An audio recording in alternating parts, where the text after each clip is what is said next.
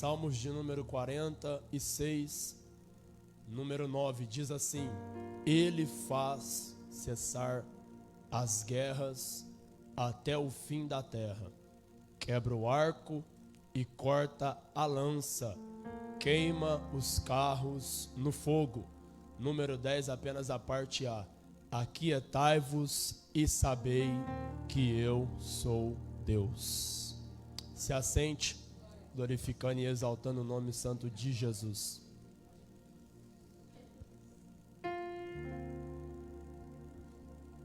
Meus irmãos, é bem verdade que os Salmos é o livro da adoração. Salmos são cânticos.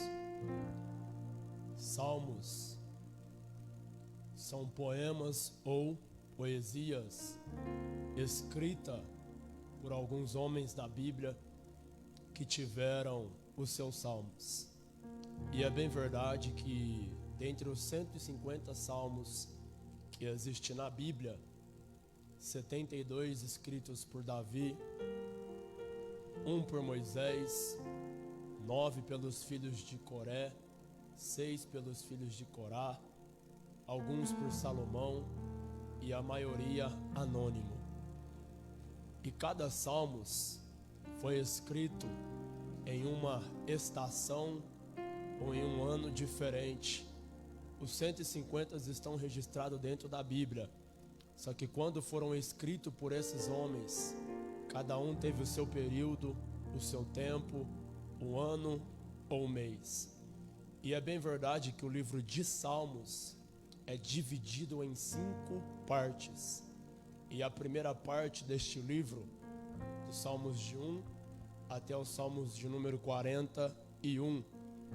E dentro desses, do 1 até o 41, estes salmos, todos eles, íntimos e pessoais, escritos por Davi, foram escritos provavelmente e coletados antes da sua morte. Isso dá-se a entender que quando nós vemos desse número 1 até o de número 41 dos Salmos, é fato entendermos que quando nós falamos de Salmos, já que é o livro da adoração, é bem verdade que no livro de 1 Crônicas, capítulo 25, Davi está dizendo aos homens que estão trabalhando na construção do templo como deve ser criado a liturgia dentro do templo. E naquele tempo, quando Davi estava sobre o seu reinado e o seu filho Salomão já iria reinar em poucos dias, Davi estava instruindo eles e dizendo para eles: olha, a liturgia aqui dentro do templo é a seguinte: desse lado ficará aqueles que vão tocar os instrumentos com os seus cânticos, harpas, saltérios e assim sucessivamente. E aqui ficarão aqueles que entoarão a sua adoração a Deus. Ou seja, Davi estava ensinando eles a liturgia que existia dentro desse templo. E por que, pregador, que tinha que ter essa liturgia? Porque era necessário na casa de Deus ter reverência, era necessário na casa de Deus ter organização. Se Davi não estivesse ali para ensinar eles a liturgia do culto, a casa de Deus seria desorganizada. Mas aí Davi olhou para aqueles homens que estavam trabalhando no templo e disse para eles: olha, é o seguinte, a casa de meu pai, ela é organizada. E por que, Davi, que a casa precisa ser organizada? Porque eu nunca vi em toda a Bíblia Deus derramar a tua glória aonde há bagunça. Eu nunca vi na Bíblia Sagrada Deus derramar poder sobre homens ou mulheres que estão com a casa desorganizada. Mas eu vi na Bíblia Deus derramar poder, autoridade e unção sobre a vida vida daqueles que têm a casa organizada. E eu não estou falando da casa física, eu estou falando da casa espiritual. E por que, Lucas, da casa espiritual? Porque tem muitos crentes que querem ser sal da terra e luz do mundo, só que está entrando em decomposição espiritual, está entrando em deterioração espiritual. E o que significa isso, pregador? Deterioração ou decomposição é aquilo que já está morto há dias e está fedendo há muito tempo. Então, Deus não habita em casa espiritual que está morta. Deus não habita em casa espiritual que está cheirando mal há dias, mas Ele habita em casa onde tem organização.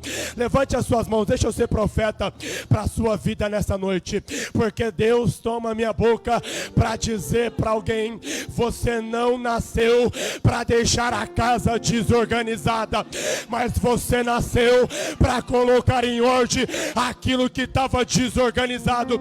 E por que, pregador? Porque Deus não está levando covarde nessa última hora. Deus não está levando pessoas medrosas nessa última hora. Ele está levantando os valentes. Tem valente aqui na casa? Tem valente? Maravilha.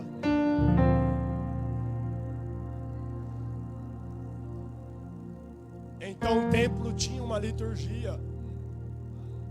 Então, se Salmos é o livro da adoração, Davi, em 1 Crônicas capítulo 25, estava ensinando o povo a ter uma adoração sincera a Deus.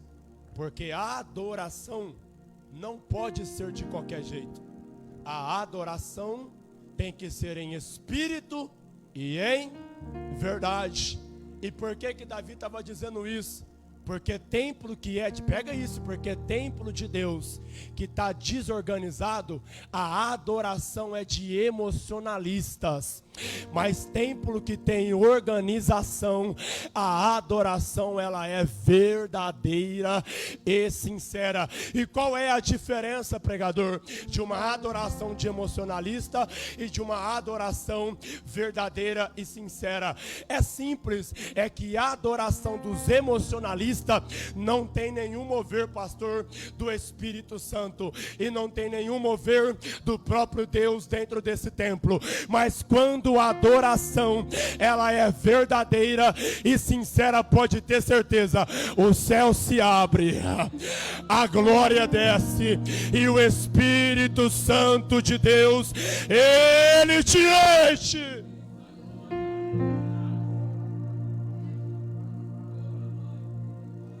Deus não está à procura de adoradores perfeitos. Eu vou dizer, Deus não está à procura de adoradores que são perfeitos, mas Deus está à procura dos verdadeiros adoradores que adoram Ele em espírito e em verdade.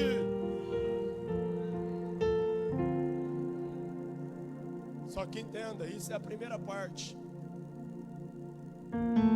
A segunda parte, que é dividida dos Salmos, do número 42 até o 72, é também predominante de Davi, davídica, mas também provavelmente formando como uma coleção no tempo em que Salomão começou a reinar. Então houve toda essa separação. E por que o livro de Salmos é dividido em 5 partes? É porque cada um foi escrito em uma época diferente. Cada um foi escrito em um tempo diferente. A terceira parte dividida do Salmo 73 ao 89. E a quarta parte do 90 ao 106. Todos esses são considerados como coleção desde o tempo do exílio de Judá. Então você imagina Davi ensinando o povo a adorar, a ter uma adoração sincera, e tempos depois, este mesmo povo que Davi ensinou e deixou sob o comando do rei Salomão, que era o seu filho, o povo foi levado para exílio. E ali eles estavam sendo maltratados e foram prisioneiros da Babilônia por muito tempo. Mas tudo isso é que depois do rei Salomão, a desobediência aumentou no povo de Deus. O mesmo povo que Davi estava ensinando no templo a ter reverência, a colocar a casa em ordem, a ter organização e a adorar em espírito e em verdade, estavam sendo levados cativo pelos babilônicos. Só que a parte 5 do livro de Salmos, que é do 107 ao 150, foi acrescentada após a volta do povo do cativeiro da Babilônia. Ou seja, então do 107 ao 150, pode ver que vai falar muito sobre a volta do povo, saindo da Babilônia e voltando para Jerusalém. E isso é lindo, porque todos os livros da Bíblia é de profunda experiências com Deus. Você pode olhar que cada capítulo, cada livro da Bíblia que você for ver, há uma profundidade. Você vai ver que homens de Deus ou mulheres de Deus tiveram experiências incríveis. Só que quando nós vamos olhar para os Salmos, além de ser o livro da adoração, Salmos é o que faz nós sentirmos essa experiência na pele. Então não é só viver, é sentir a experiência daquilo que nós estamos passando com Deus. E isso é uma grande verdade, porque João Calvino ou Calvino disse que os Salmos, escute isso, os Salmos é uma anatomia de todas as partes da nossa alma. Então você imagina 150 salmos, cada um deles com um propósito, cada um deles com um endereço, e tudo isso para o nosso coração e para a nossa alma. Então quando você vai olhar para os salmos, você vai ver Deus falando com esses salmistas, ou salmistas falando com Deus, e alguns deles expressando o que eles estavam sentindo, vivendo ou passando. Então mesmo eles vivendo, sentindo ou passando, eles entoaram os seus salmos a Deus. E todos esses salmos, do 1 até o 150, são salmos sinceros, verdadeiros, e muitos deles escritos em momentos de choro, alguns escritos em momentos de alegria ou de vitória, mas outros escritos em momentos de guerra, outros escritos em momentos de períodos de seca, de fome, mas escritos. E por que escrito? Porque eles estavam entoando o que eles estavam vivendo ou passando. Então, tem os salmos que são históricos, tem os salmos que são penitenciais, tem os salmos que são imprecatórios, tem os salmos que são litúrgicos, salmos especiais, salmos de louvor, salmos relacionais e salmos proféticos. Todos esses salmos designados para Deus. Todos esses salmos designados para Deus. Tudo entoado para Deus. Só que eu disse que Salmos é o livro da adoração. E o Salmos de número 150 diz que tudo o que tem fôlego, louve ao Senhor. Isso é lindo. Quer ver tu dar glória agora e entender o mistério? Sabe qual é a maior raiva de Satanás contra mim e a tua vida? É que nós somos adoradores de Cristo. Não entendeu? Vou ser mais profundo. E o que isso tem a ver, pregador?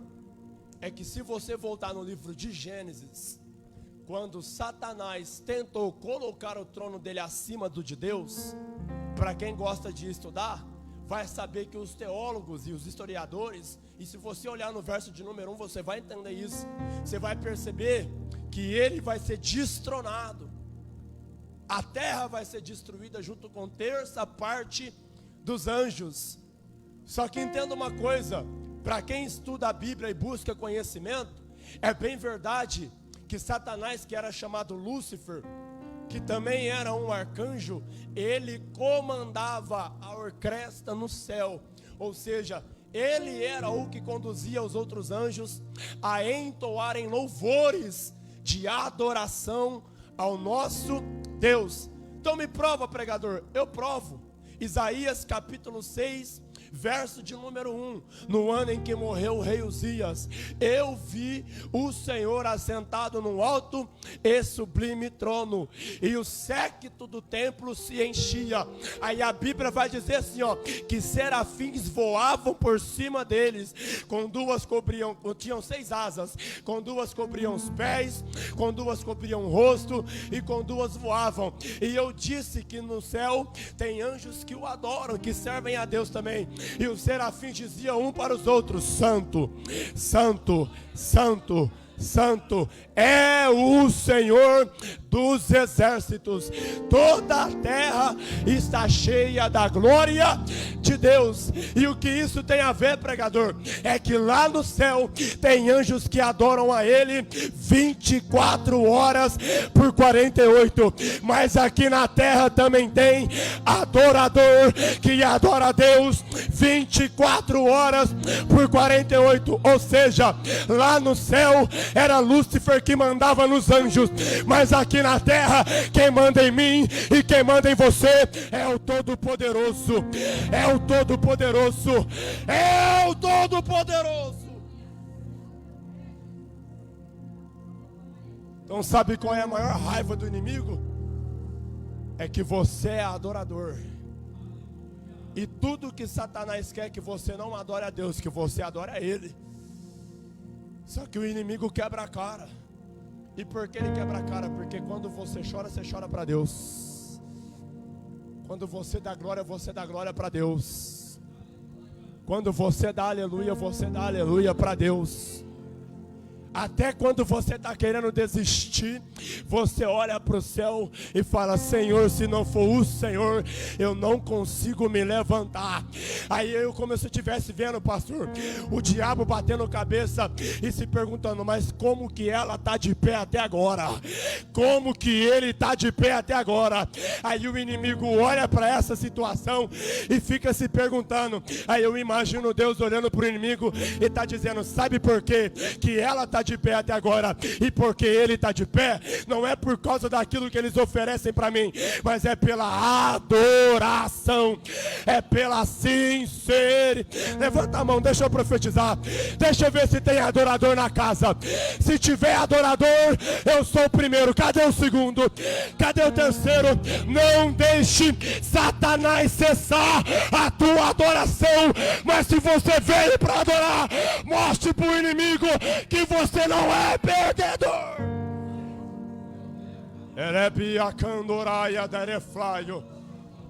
Eu estou sentindo a presença dele aqui.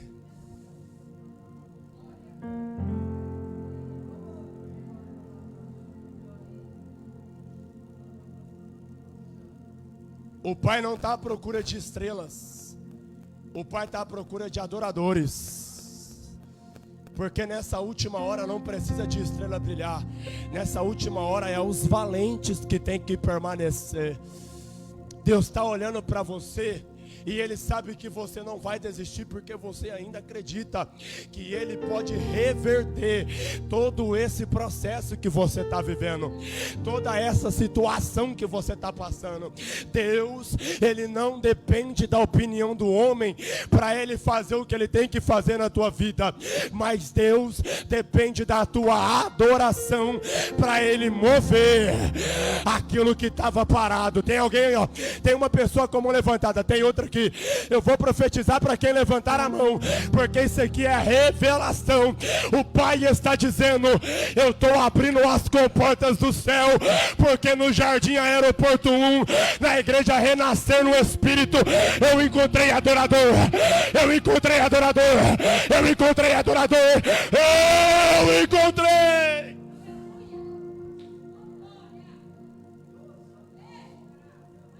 Elério Candaraio.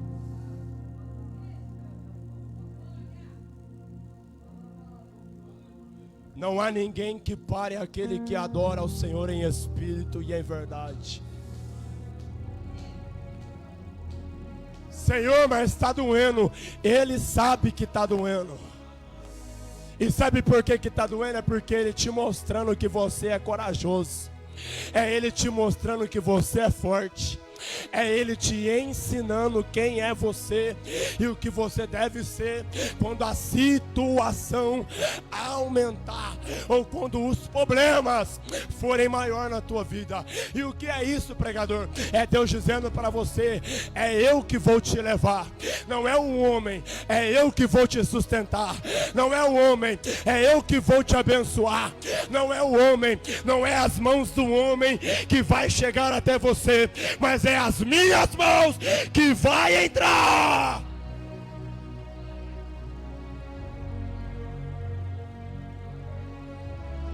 Eu estou sentindo Ele aqui.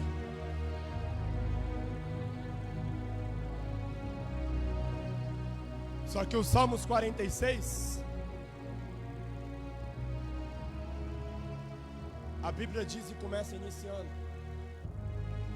que Deus é o nosso refúgio, vírgula, fortaleza e socorro bem presente na hora da angústia. Quando Davi escreve esses salmos, observa que Davi não começa desmerecendo o nome de Deus. Davi começa reconhecendo que só Ele é. E está na Bíblia, Salmos 46, pode olhar aí, ó. Deus é o nosso refúgio. Davi não estava dizendo que só ele tinha um refúgio. Davi estava dizendo que Deus é o nosso refúgio. Ou seja, Davi estava entendendo que Deus não era só para ele. Deus era para quem reconhecia Deus como Deus. E qual é a maior verdade bíblica dentro disso? É que Deus é o nosso refúgio. Refúgio, pega isso aqui é bíblico. Refúgio significa porta de escape. Então vamos lá. Deus é. Vamos trocar o refúgio pela porta de escape. Deus é a nossa porta de escape e fortaleza. E o que significa a palavra fortaleza? Defesa. Então vamos lá, o pastor já está pegando aqui atrás. Deus é o nosso refúgio, abre parênteses, porta de escape. Ou seja, aonde não tem porta, Ele abre porta para você passar. Aonde não tem porta, Ele faz você entrar. Por quê, pregador? Porque Deus sempre tem porta de escape para quem tem visão de águia. Eu nunca vi Deus abrir porta para pardal. Eu nunca vi Deus abrir porta para morcego. Passarinho que anda com morcego amanhece de cabeça para baixo. Mas Deus, Ele abre porta para quem tem visão de águia. Ele é bacana, eu sei. Então Ele é o único que tem uma porta de escape para você. Aí parece que eu estou olhando para a igreja e estou vendo o diabo bater cabeça de novo, Guilherme. E por que o diabo está batendo cabeça de novo? Porque ele fechou todas as portas. Mas todas as portas que ele fechou, Deus abriu uma no meio e disse: pode fechar, eu vou abrir outra aqui. Aí vem o inimigo, fecha essa porta. Deus olha para o inimigo e fala: pode fechar, eu vou abrir outra aqui. Mas ele não vai ficar preso nas coisas deste mundo.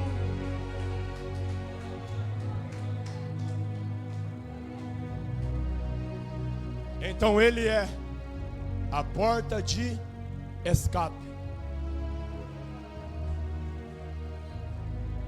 Isso aqui é profundo demais. Ele é o refúgio, abre parênteses, porta de escape.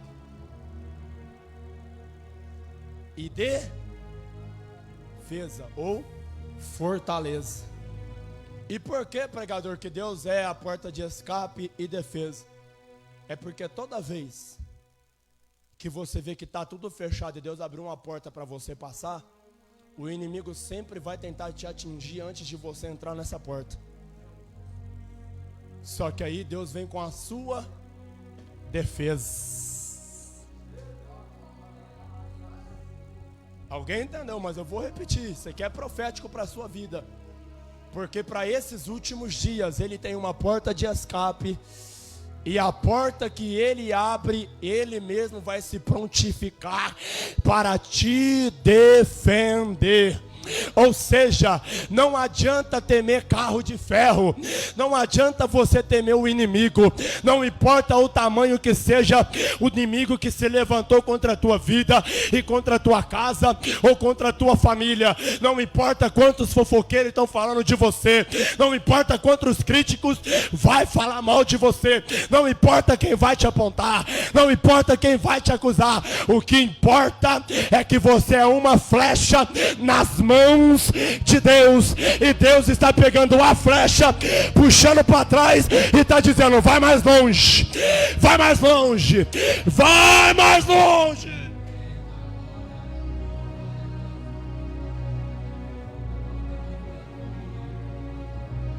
Não acaba aqui a tua história, o teu testemunho não termina aqui. Deus está dando combustível para você ir mais longe. E eu quero ver o inimigo segurar quem carrega a presença de Deus. Eu quero ver o inimigo parar quem carrega o espírito de autoridade. A Bíblia diz: toda ferramenta preparada contra ti não prosperará. Então pega isso: ferramenta preparada do inimigo não vai prevalecer contra a ferramenta que Deus colocou na tua mão, na tua vida, na tua história e na tua casa. Levante as suas mãos para o alto. Eu vou te dar 1 minuto para você oferecer o teu melhor para Ele. Vai. Se você tem glória, a hora de dar glória é agora. Se você tem aleluia, a hora de soltar esse aleluia é agora. Se tem línguas, fale línguas, mas não deixa Satanás cessar a tua adoração.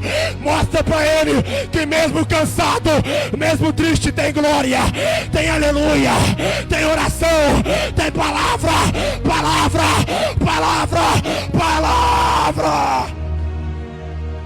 1 minuto, 1 minuto, vai, 1 minuto. 1 minuto, 1 minuto, 1 minuto.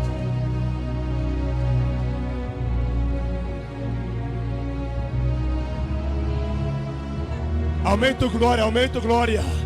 Deus está à procura dos verdadeiros adoradores.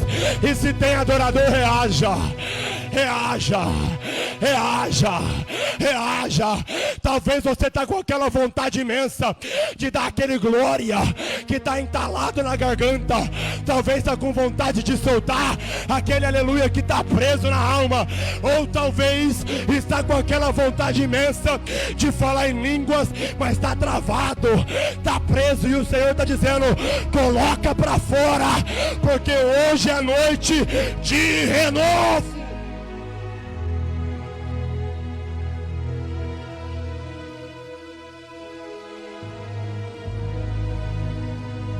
Erebaiosa, Neria Candorovadaria Candorovarias. Deus está aqui, irmãos. Então Ele é refúgio, porta de escape, fortaleza. Ele é a tua defesa e socorro bem presente na hora da angústia. Então vamos lá. Deus é o nosso refúgio, e socorro bem presente na hora. Então Deus é, Deus está e Deus faz. É bíblico, porque começa dizendo que Deus é. Então Ele é, não tem ninguém acima dele, Ele é único. Ele é. Quando fala fortaleza, significa defesa. Significa defesa é porque Ele está. O pastor pegou. Ele está. além de ele ser o que ele é, ele está. E por que ele está? Porque ele não deixa um filho dele lutar sozinho. Enquanto você vai indo na frente, ele vem na retaguarda. Alguém levantou a mão ali, eu vou repetir. Enquanto você vai lutando na frente, ele está na retaguarda e está dizendo: pode ir, fica tranquilo que ninguém vai te vencer, eu estou com você. Ah, pregador, mas você não sabe como está a minha história, você não sabe como está a minha vida, não sabe como está a minha casa, não sabe como está a minha família. Eu não sei, mas se ele tiver, não tem ninguém que te para, não tem ninguém que te segura, não tem ninguém que te breca. Oh, glória.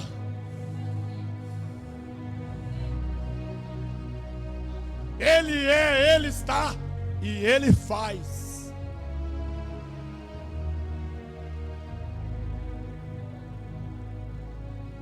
Se é ele quem faz, é ele quem movimenta. Vou repetir. Se é ele que faz, é ele quem movimenta.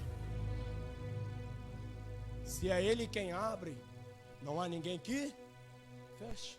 Ah, pregador, então me prova, porque muitas portas se fechou. Pera aí, tu tem que ver que porta que é essa que se fechou. Porque porta que é de Deus não fica fechada.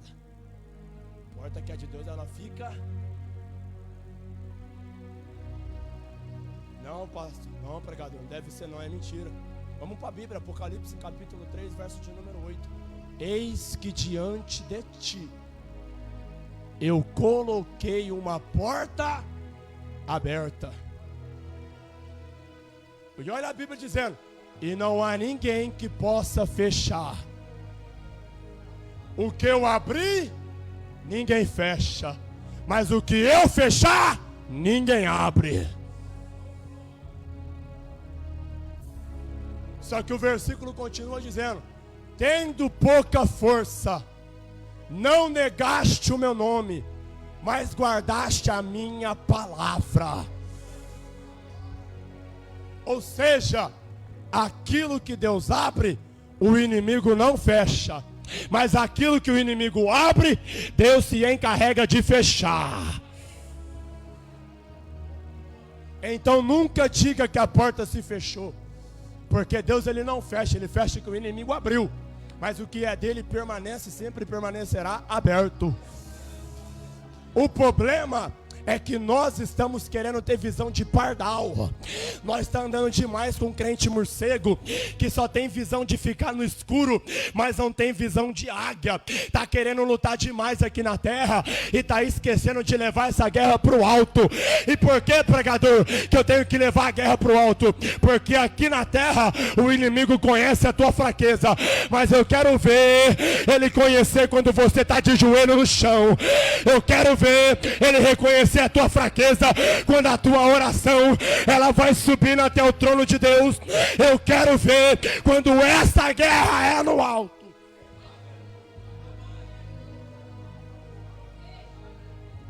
No chão ele conhece a tua fraqueza, mas quando você leva a guerra para o alto ele não sabe. Você já viu águia brincando com uma cobra?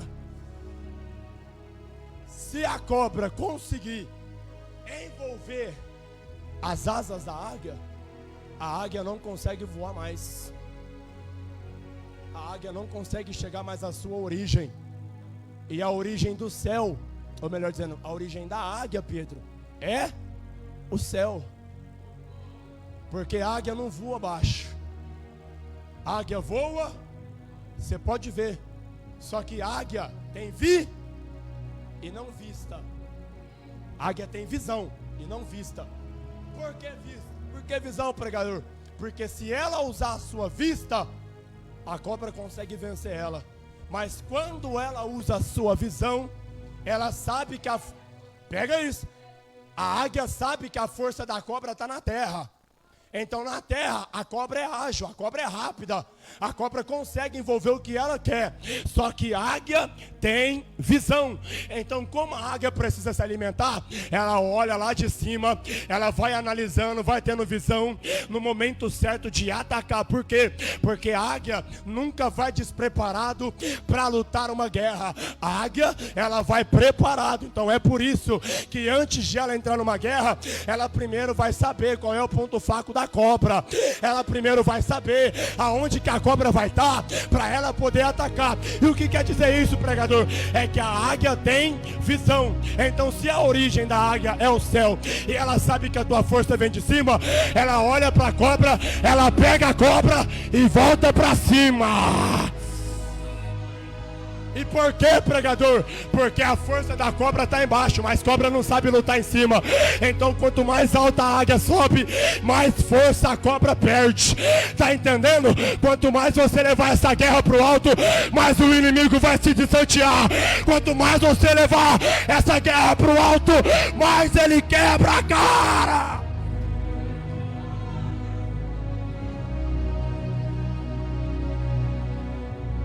Se coloque de pé.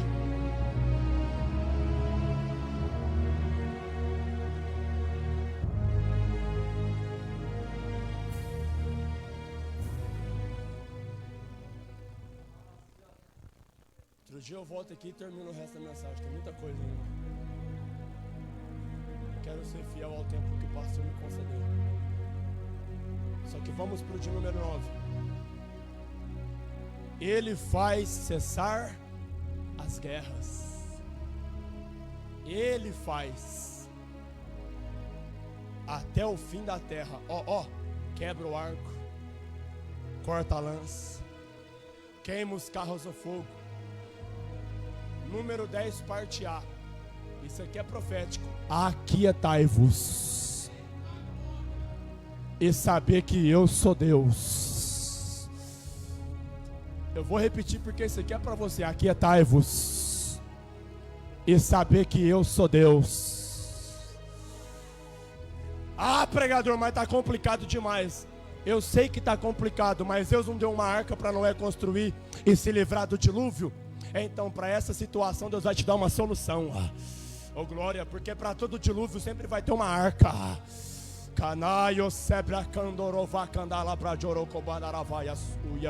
Oh, glória, e eu encerro aqui dizendo: então, você precisa ter confiança em Deus. Porque quando você confia em Deus, não existe nada que te abala. Mas quando você confia no homem, você é abalado. Porque a Bíblia diz: maldito o homem que confia. É bíblico, é Bíblia. Mas quando você deposita a sua confiança em Deus, você permanece. E qual é a diferença, pregador? A diferença é que a tua confiança não pode estar estruturada no solo errado. A tua confiança tem que estar estruturado aonde a base aguenta. Eu vou repetir: Deus não trabalha em casa que está em construção errada, mas Deus trabalha em alicerces que estão firmados nas rochas inabalável que é Jesus Cristo. Então essa é a verdade. A sua estrutura está sendo abalado porque você está se edificando em base errada, e em base que está errada, a estrutura balança para lá e para cá. Mas aonde a tua estrutura está firmada, eu quero ver quem te tira, eu quero ver quem te arranca, eu quero ver quem vai tomar o teu lugar. Não tem ninguém.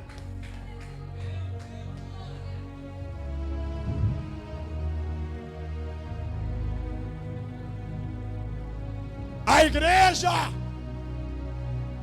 pode ser chamada a cidade de Deus. E por quê?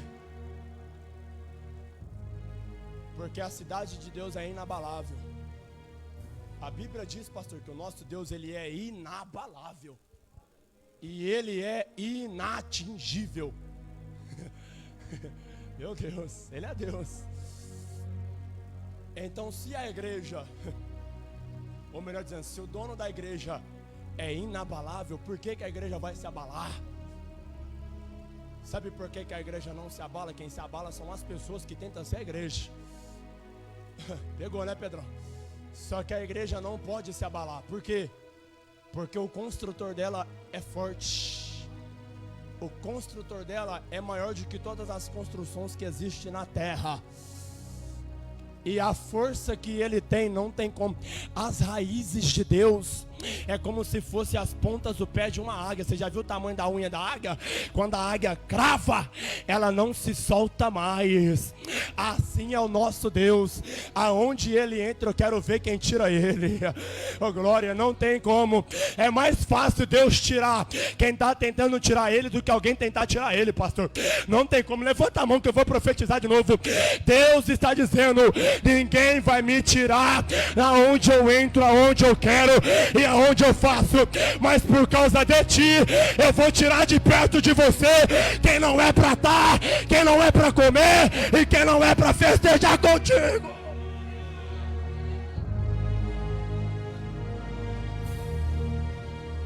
É melhor voar sozinho, pega isso. É melhor voar sozinho, mas sabendo de onde vem a tua força, do que andar cheio de pardal e morrer tudo no inferno com os pardalzinhos. É melhor você seguir sozinho e sabendo para onde você vai, do que andar com muita gente e não saber o caminho para casa. Deus está dizendo: não é o homem que vai te levar, sou eu, sou eu, sou eu.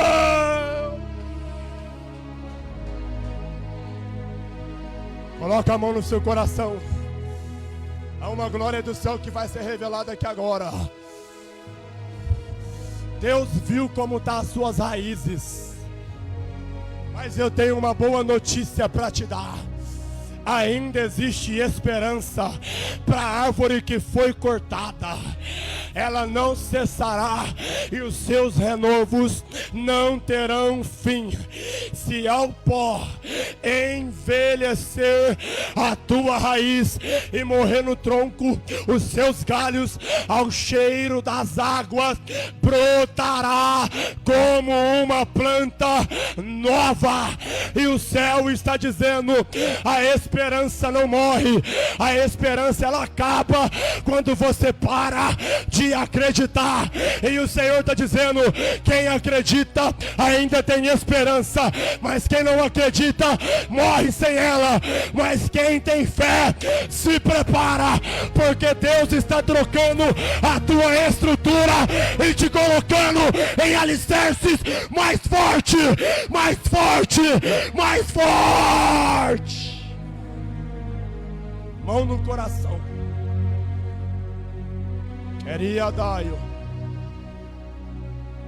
Hebraio sé. Ereu que o ayatur eu candoro vlairosa. É pleio se aqui o taio candora. É plori que blote aqui bialcamio sai. E plorebe caiu do candaio saui. Ele é bejocanda e eu faia sai. É plori aqui onori a candoroia. É plori a sábio caio já. Querebe a candoro do quebra faio.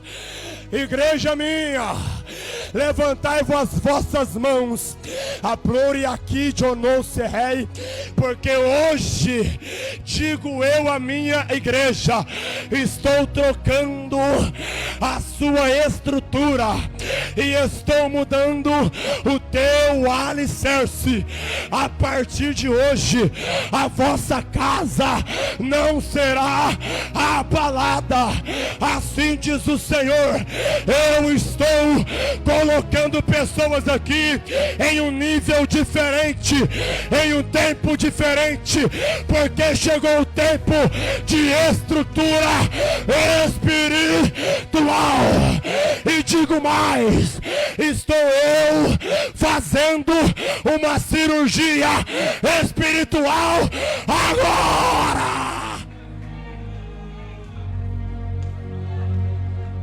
Eu vou deixar você adorar.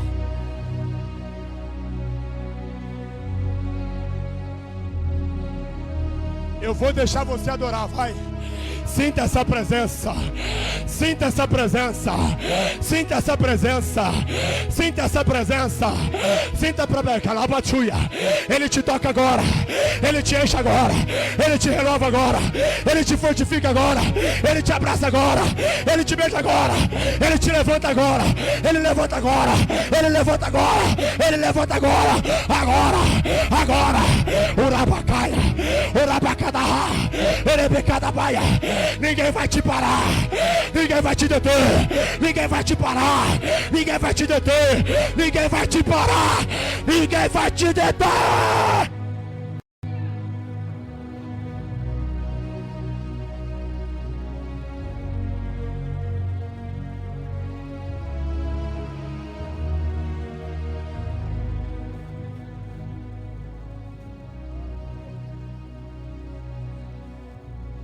Hebraio caminha narafai.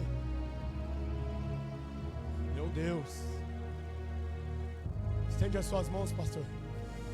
Ela é bacá e a sua. E a igreja adora. A igreja adora. Porque Deus está fazendo uma cirurgia espiritual em alguém. A miocanda falha. Deus está soprando alguém aqui de novo. Eu estou olhando para algumas pessoas aqui e eu estou vendo um óleo de cura caindo. É pra eu câmbia. A dure aqui a joria. É pra que eu sabe a cana. E o Senhor está dizendo: o teu ministério não vai ser enterrado aqui. Eu estou dando combustível pro teu ministério.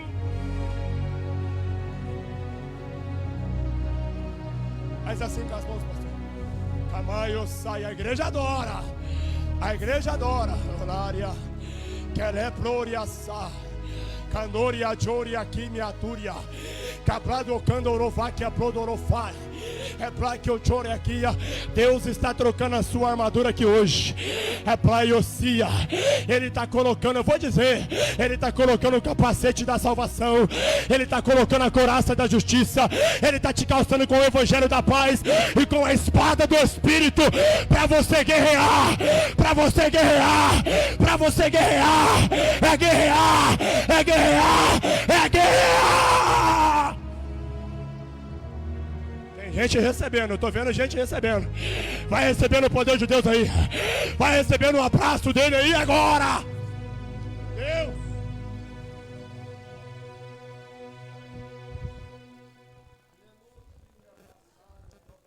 Pastor, assim diz o Senhor para ti. Quem te colocou nessa obra fui eu. Quem te separou para essa obra fui eu. Uria Caio, Ebriocanda vaia. E eu te digo: abandone as preocupações, porque eu, o Senhor teu Deus, estou dando crescimento para essa obra. Assim diz o Senhor. E te digo mais: tem pessoa que queria que essa obra se fechasse, mas eu já fechei a boca de defunto e eu estou dando porção dobrada para a igreja. Agora, pega.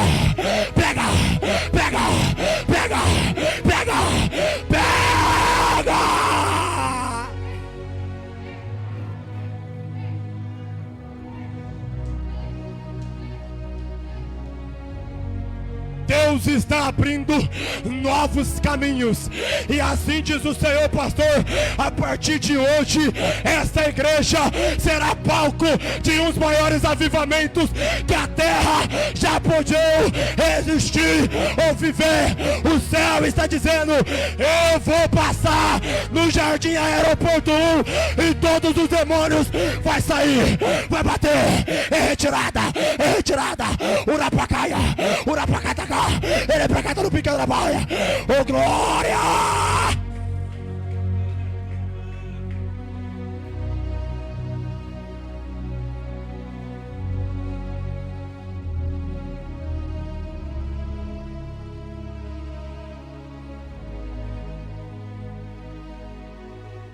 Se prepare, porque vai se levantar mais forte. Quem queria fechar essa obra, Deus já fechou a boca dessa pessoa. Eu vou dizer, Deus já costurou a boca dessa pessoa. E essa pessoa virá até o Senhor, pastor, pedindo perdão por ter dito isso. Porque ninguém toca na obra que é de Deus. Ninguém mexe com o dono da obra. Se mexer com quem faz a obra, está mexendo com o dono dela. Eu vou dizer, se mexer com o dono da obra, está mexendo com quem a fortificou. Se tocar em quem Deus separou para fazer a obra, é o próprio Deus que vai tratar. Eleva a candoria, saia. E digo mais, Deus vai começar a usar a cada um que aqui está, dentro do mercado, dentro do trabalho. Não se assuste se o Espírito Santo de Deus te tomar em profecia até dentro da tua casa, para colocar a mão na vida dos teus familiares, porque assim diz Deus: aonde você colocar as tuas mãos, a enfermidade vai bater em retirada. Eu agradeço a minha oportunidade em nome de Jesus.